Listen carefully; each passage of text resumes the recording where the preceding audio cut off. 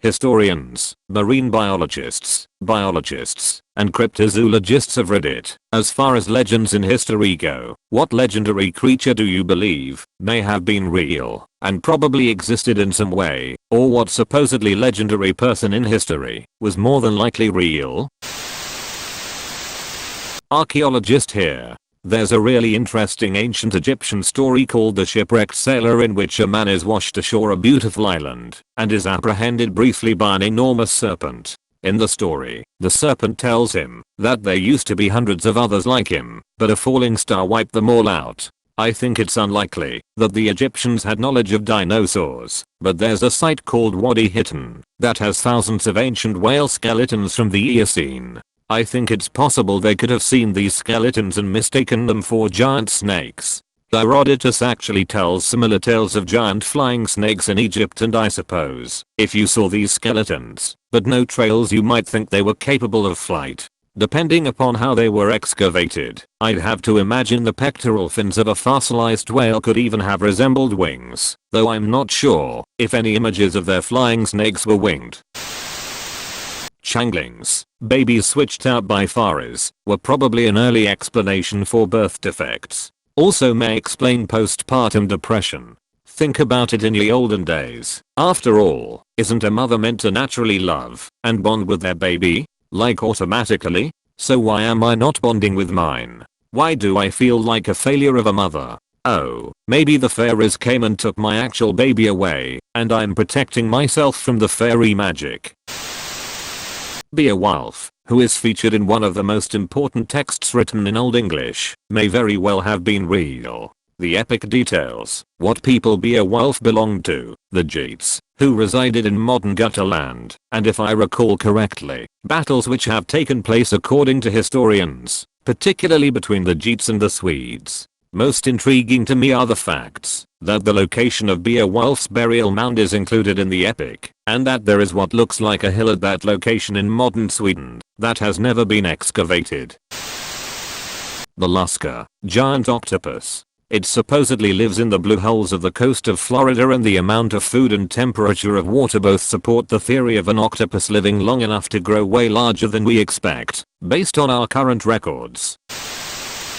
I've heard of a hypothesis that states the Ragnarok myth actually describes an impact event. The Midgard snake could be an object entering the atmosphere. There was a Bronze Age meteorite impact in Estonia that became a key element of Finnish mythology.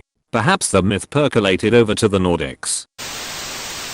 I regularly get to see pods of humpback whales at the beach where I surf. Most of the time, all you see is their backs as they partially surface from the water. Occasionally, one of them breaches mouth first, so you see a giant mouth emerge from the water. Other times, you see a giant tail emerge. If you were watching them and had no idea what a whale was, or that you were looking at multiple of them, I could easily imagine mistaking multiple whale backs as the coils of a colossal snake. I strongly suspect that this is the origin of legends of sea serpents. While that could be one origin, take a look at the oarfish.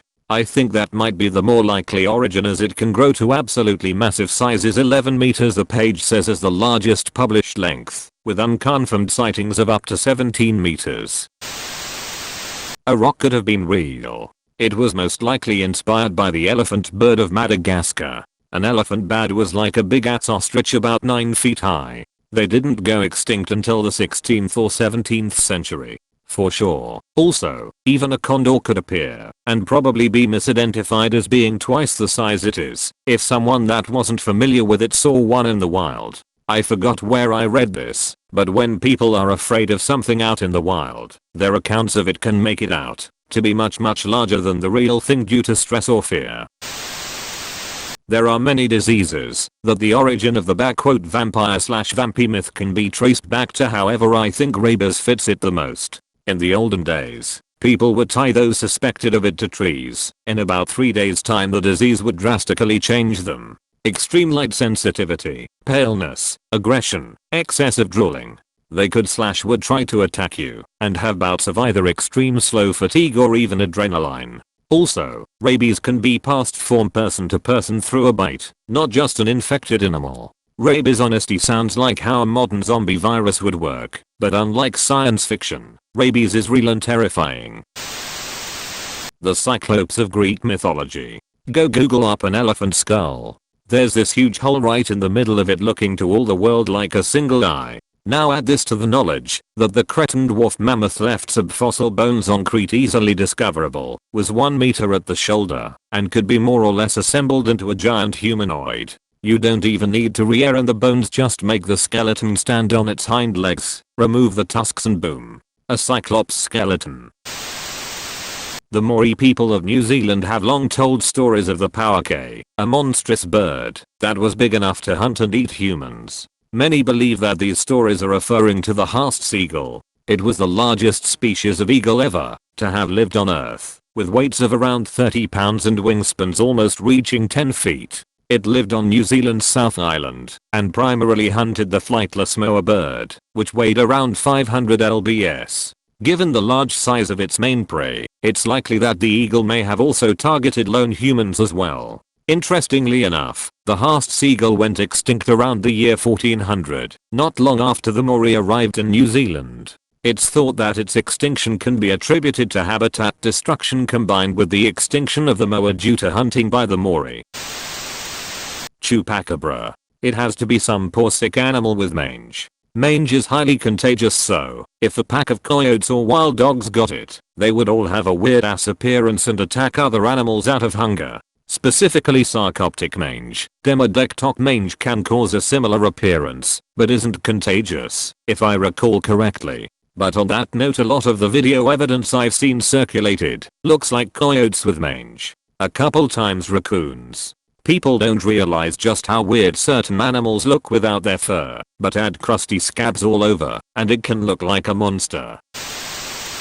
Arthur. From the legendary people side of things, King Arthur was certainly someone who actually existed, albeit in a much different form than modern audiences would be familiar with. The earliest mentions of him are as a historical British king who lived during the 5th century. He's in a king list. He's mentioned as winning a series of decisive battles against the Saxons, and his excellent swordsmanship is referenced once. And that's about it. During the Middle Ages, Arthur's tale was romanticized and then conflated with other myths and folklore. Several of his knights, such as Lancelot, were originally heroes of their own legends, before being added to his, until we finally ended up with our present version, that has all the medieval knights and magic and the round table and the holy grail business. It's entirely possible that the name of Arthur itself was part of this later conflation, as his victories against the Saxons were also credited in some sources to a general named Ambrosius Aurelianus. Those sources may be wrong, or they may have been two different leaders who were mistakenly combined by later writers, a king and his general, perhaps. Among historians who support Arthur's historicity, the thinking goes that he was a Romano-British, i.e. Welsh, leader who fought against Saxon incursions and held them off during his lifetime, becoming ruler of part of Britain in the wake of Rome's withdrawal. His name would have originally been Roman, Artorius, which became Arthurus in the Vulgar Latin, and was later shifted to Arthur by Celtic influence in the 6th century.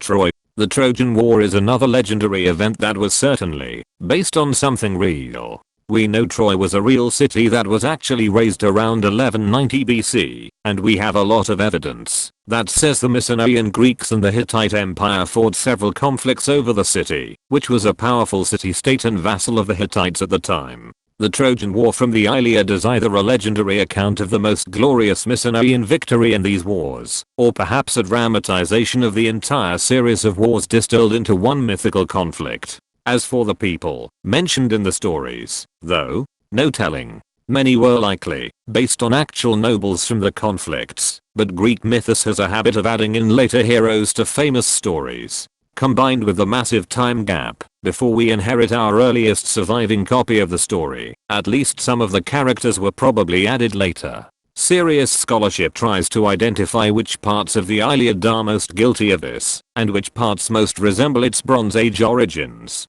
My favorite thinking from the historicity debate on Troy is that the whole Helen situation was originally understood to be a metaphor for the actual transgression that the Trojans committed. Hittite letters suggest that they were the aggressors, but don't specify how.